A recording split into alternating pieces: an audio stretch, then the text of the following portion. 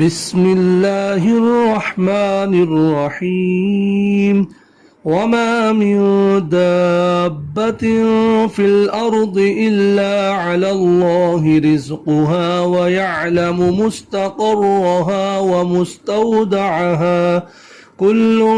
في كتاب مبين وهو الذي خلق السماوات والأرض في 6 أيام وكان عرشه على الماء ليبلوكم أيكم أحسن عملا ولئن قلت إنكم مبعوثون من بعد الموت ليقولن الذين كفروا إن هذا إلا سحر مبين ولئن أخرنا عنهم العذاب إلى أمة معدودة ليقولن ما يحبسه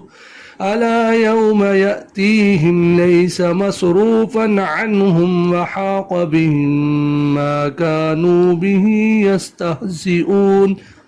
ولئن أذقنا الإنسان منا رحمة ثم نزعناها منه إنه ليئوس كفور ولئن أذقناه نعماء بعد ضراء مسته ليقولن ذهب السيئات عني إنه لفرح فخور إلا الذين صبروا وعملوا الصالحات أولئك لهم مغفرة وأجر كبير فلعلك تارك بعض ما يوحى إليك وضائق به صدرك أن يقولوا لولا أنزل عليه كنز أو جاء معه ملك إنما أنت نذير والله على كل شيء وكيل أم يقولون افتراه قل فأتوا بعشر سور مثله مفتريات وادعوا من استطعتم من دون الله إن كنتم صادقين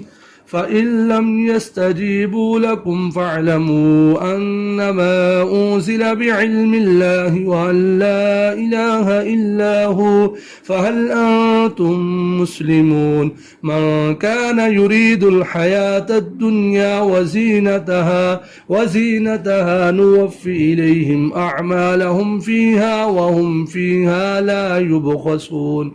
أولئك الذين ليس لهم في الآخرة إلا النار وحبط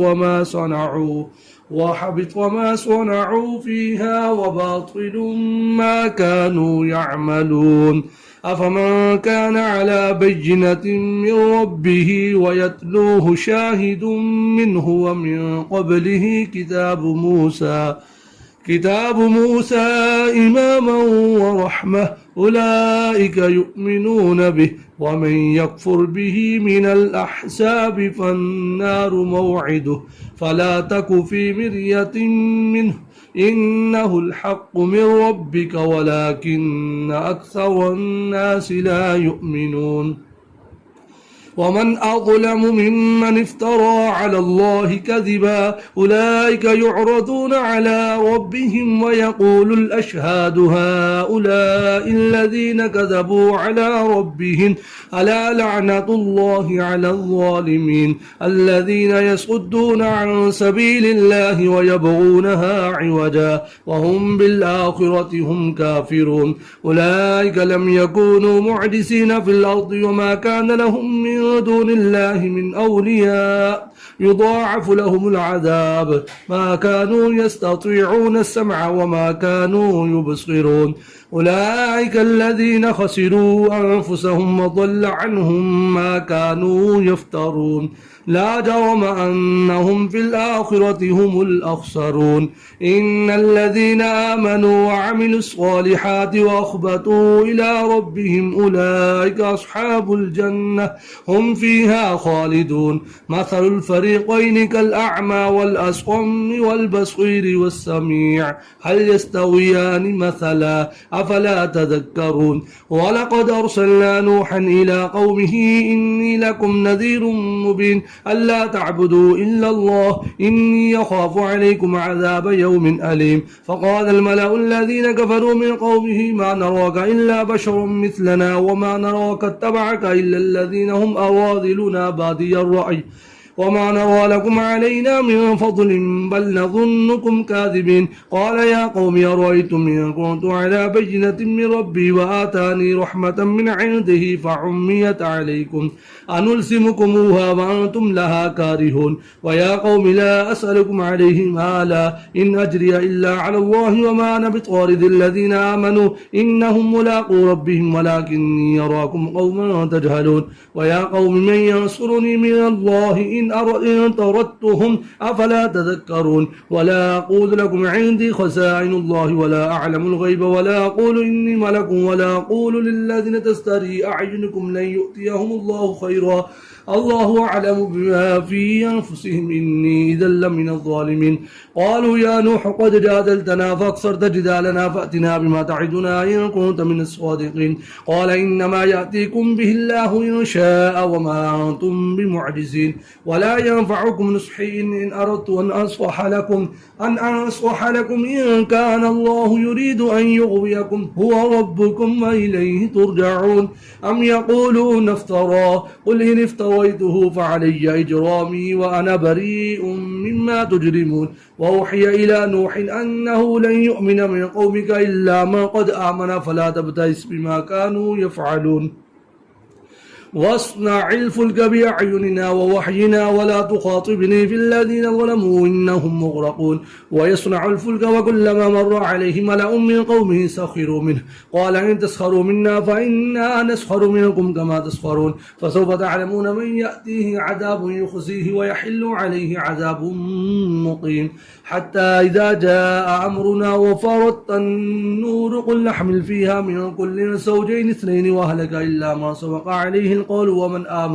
وما آمن معه إلا قليل وقال اركبوا فيها بسم الله مجريها ومرساها إن ربي لغفور رحيم وهي تجري بهم في موج كالجبال ونادى نوح ابنه وكان في معزل يا بني اركب معنا ولا تكن مع الكافرين قال سآوي إلى جبل يعصمني من الماء قال لا عاصم اليوم من أمر الله إلا من رحم وحال بينهما الموج فكان من المغرقين وقيل يا أرض ابلعي ماءك ويا سماء أقلعي وغيض الماء وقضي الأمر واستوت على الجودي وقيل بعدا للقوم الظالمين ونادى نوح ربه فقال رب إن ابني من أهلي وإن وعدك الحق وأنت أحكم الحاكمين قال يا نوح إنه ليس من أهلك إنه عمل غير صالح فلا تسألني ما ليس لك به علم إني أعظك أن تكون من الجاهلين قال رب إني أعوذ بك أن أسألك ما ليس لي به علم وإلا تغفر لي وترحمني أكن من الخاسرين قيل يا نوح اهبط بسلام منا وبركات عليك وعلى ممن معك وأمم سنمتعهم ثم يمسهم منا عذاب أليم تلك من أنباء الغيب نوحيها إليك ما كنت تعلمها أنت ولا قومك من قبل هذا فاصبر إن العاقبة للمتقين وإلى عاد وأخاهم هودا قال يا قوم اعبدوا الله ما لكم من إله غيره إن أنتم إلا مفترون يا قوم لا أسألكم عليه أجرا إن أجري إلا على الذي فطرني فلا تعقلون ويا قوم استغفروا ربكم ثم توبوا إليه يرسل السماء عليكم مدرارا ويزدكم قوة إلى قوتكم ولا تتولوا مجرمين قالوا يا هود ما جئتنا ببينة وما نحن بتاركي آلهتنا عن قولك وما نحن لك بمؤمنين إن نقول إلا اعتراك بعض آلهتنا بسوء قال إني أشهد الله واشهدوا أني بريء مما تشركون من دونه فكيدوني جميعا ثم لا تنظرون إني توكلت على الله ربي وربكم ما من دابة إلا هو آخذ بناصيتها إن ربي على صراط مستقيم فإن تولوا فقد أبلغتكم ما أرسلت به إليكم ويستخلف ربي قوما غيركم ولا تضرونه شيئا إن ربي على كل شيء حفيظ ولما جاء أمرنا نجينا هودا والذين آمنوا معه برحمة منا ونجيناهم من عذاب غليظ وتلك عاد جحدوا بآيات ربهم وعصوا رسله واتبعوا أمر كل جبار عنيد وأطبعوا في هذه الدنيا لعنة ويوم القيامة ألا إن عادا كفروا ربهم ولا بعد لعاد قوم هود وإلى ثمود أخاهم صالحا قال يا قوم اعبدوا الله ما لكم من إله غيره هو أنشأكم من الأرض واستعمركم فيها فاستغفروا ثم توبوا إليه إن ربي قريب مجيب قالوا يا صالح قد كنت فينا مرجوفا قبل هذا تنهانا أن نعبد ما يعبد آباؤنا وإننا لفي شك مما تدعونا إليه مريب قال يا قوم يا ريتم إن كنت على بينة من ربي وآتاني من رحمة فمن ينصرني من الله إن عصيته فما تزيدونني غير التخسير ويا قوم هذه ناقة الله لكم آية فذروها تأكل في أرض الله ولا تمسوها بسوء فيأخذكم عذاب قريب فعقروها فقال تمتعوا في داركم 3 أيام ذلك بعد غير مكذوب فلما جاء أمرنا نجينا صالحا والذين آمنوا معه برحمة منا من خزي يومئذ إن ربك هو القوي العزيز وأخذ الذين ظلموا الصيحة فأصبحوا في ديارهم جاثمين كأن لم يغنوا فيها ألا إن ثمود كفروا ربهم ألا بعدا لثمود ولقد جاءت رسلنا إبراهيم بالبشرى قالوا سلاما قال سلام فما لبث أن جاء بعجل حنيذ فلما رأى أيديهم لا تصل إليه نكرهم وأوجس منهم خيفة قالوا لا تخف إنا أرسلنا إلى قوم لوط وامرأته قائمة فضحكت فبشرناها بإسحاق ومن وراء إسحاق يعقوب قالت يا ويلتى آلد وأنا عجوز وهذا بعلي شيخا إن هذا لشيء عجيب قالوا وتعجبين من أمر الله رحمة الله وبركاته عليكم أهل البيت إنه حميد مجيد فلما ذهب عن إبراهيم الروع وجاءته البشرى يجادلنا في قوم لوط إن إبراهيم لحليم أواه منيب يا إبراهيم أعرض عن هذا إنه قد جاء أمر ربك وإنهم آتيهم عذاب غير مردود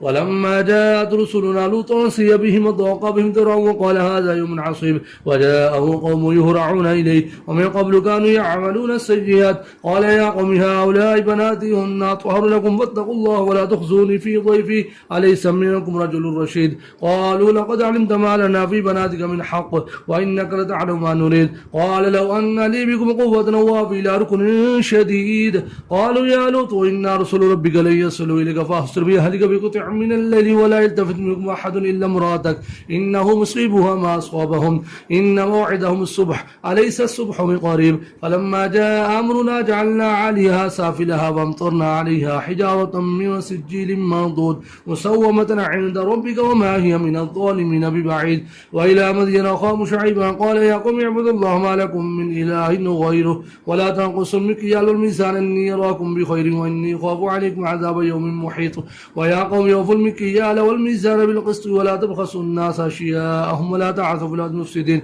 بقية الله خير لكم إن كنتم مؤمنين وما أنا عليكم بحفيظ قالوا يا شعيب وصلاتك تأمرك أن نترك ما يعبد آباؤنا وأن نفعل في أموالنا ما نشاء إنك لأنت الحليم الرشيد قال يا قوم يا ريت من كنت على بينة من ربي ورزقني منه رزقا حسنا وما أريد أن أخالفكم إلى ما نهاكم عنه إن أريد إلا الإصلاح ما استطعت وما توفيقي إلا بالله عليه توكلت وإليه ينيب ويا قوم لا أجرمنكم شقاقي أن يصيبكم مثل ما أصاب قوم نوح وقوم هود وقوم صالح وما قوم لوط منكم ببعيد واستغفروا ربكم ثم توبوا إليه إن ربي رحيم ودود قالوا يا شعيب ما نفقه كثيرا مما تقول وإنا لنراك فينا ضعيفا ولولا رهتك لرجمناك وما أنت علينا بعزيز قال يا قوم يا رهطي أعز عليكم من الله واتخذتموه وراءكم ظهريا إن ربي بما تعملون محيط ويا قوم اعملوا على مكانتكم إني عامل سوف تعلمون من يأتيه عذاب يخزيه ومن هو كاذب وارتقبوا إني معكم رقيب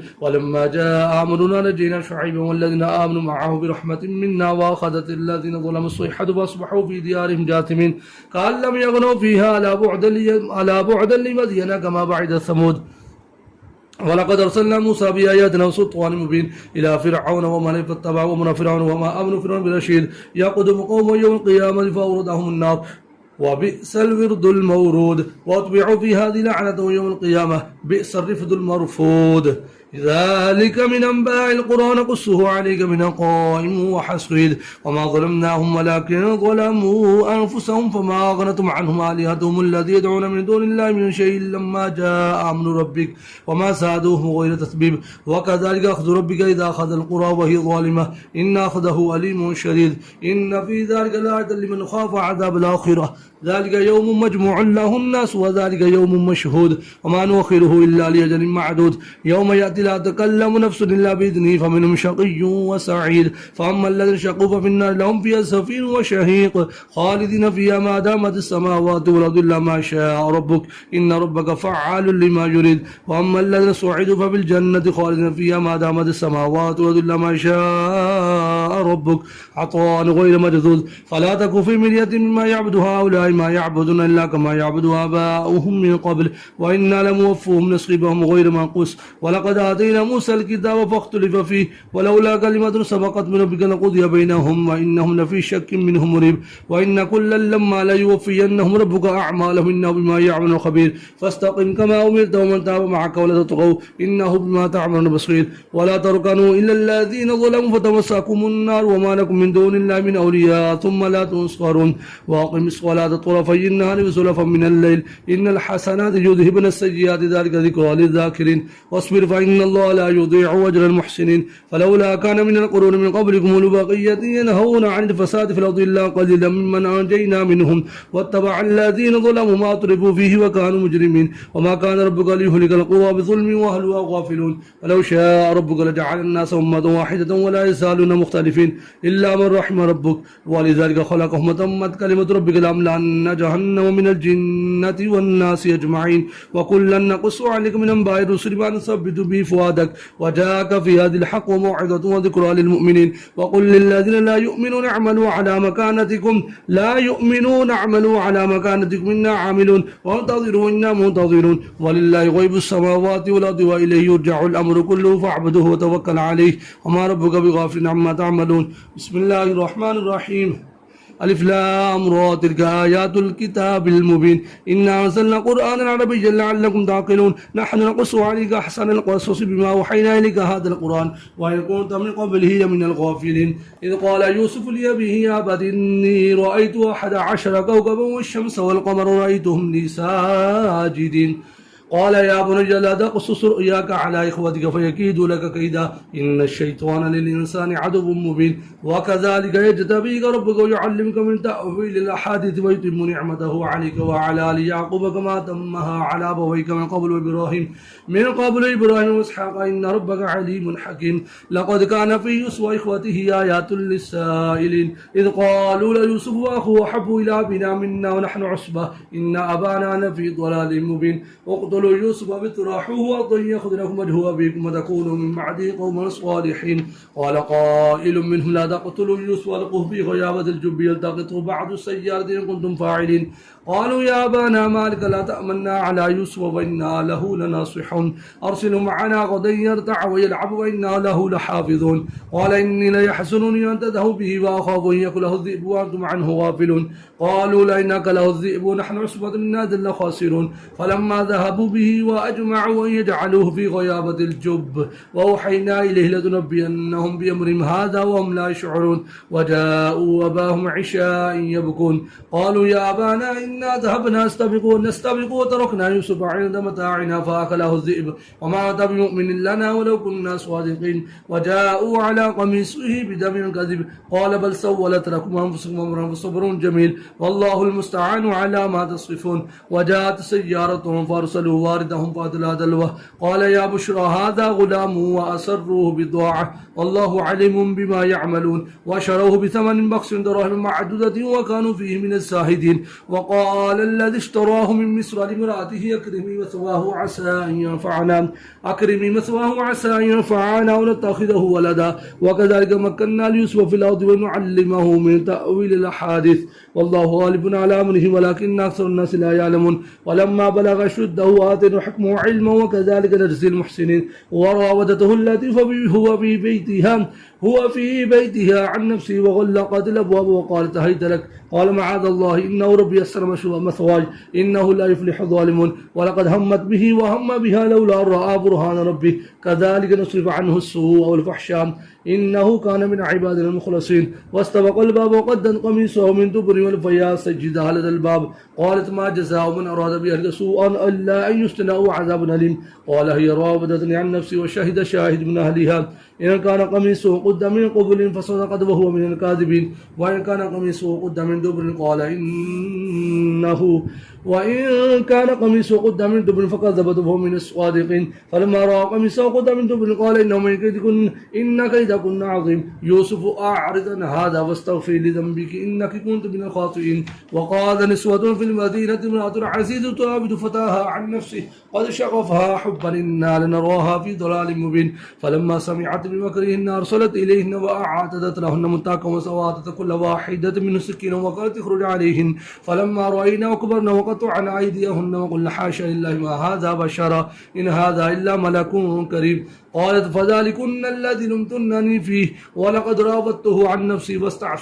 فاستعصم ولئن لم يفعل ما آمره لأسجنن ولا يكون من الصاغرين قال رب السجن أحب إلي مما يدعونني إليه وإلا تصرف عني كيدهن أصب إليهن وأكن من الجاهلين فاستجاب له ربه فصرف عنه كيدهن إنه هو السميع العليم ثم بدا لهم من بعد ما رأوا الآيات ليسجننه حتى حين ودخل معه السجن فتيان قال أحدهما إني أراني أعصر خمرا وقال الآخر إني أراني أحمل فوق رأسي خبزا تأكل الطير منه نبئنا بتأويله إنا نراك من المحسنين قال لا يأتيكما طعام ترزقانه إلا نبعتكما بتأويله قبل أن يأتيكما ذلكما مما علمني ربي إني تركت ملة قوم لا يؤمنون بالله وهم بالآخرة هم كافرون قل فاتبعت ملة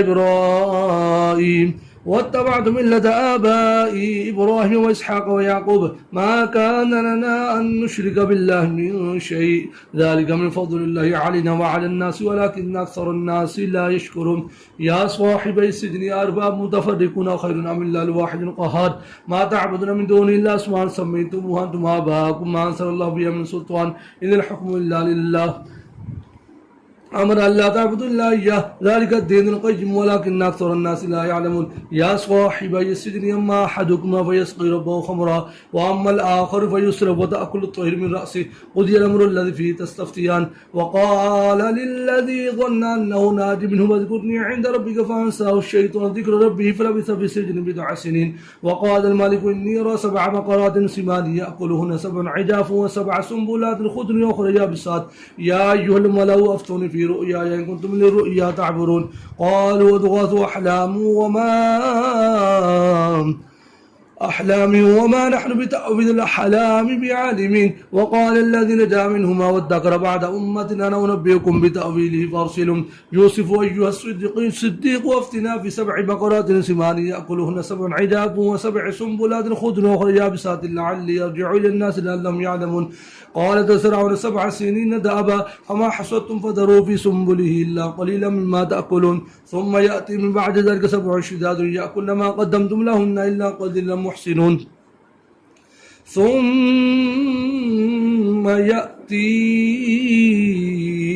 ثم يأتي من بعد ذلك 7 شداد يأكل ما قدمتم لهن إلا قليلا مما تحسنون ثم يأتي من بعد ذلك عام فيه يغاث الناس وفيه يعصرون وقال الملك ائتوني به فلما جاءه الرسول قال ارجع إلى ربك فاسأله ما بال النسوة اللاتي قطعن أيديهن إن ربي بكيدهن عليم قال ما خطبكن إذ راودتن يوسف عن نفسه قلنا حاشا لله ما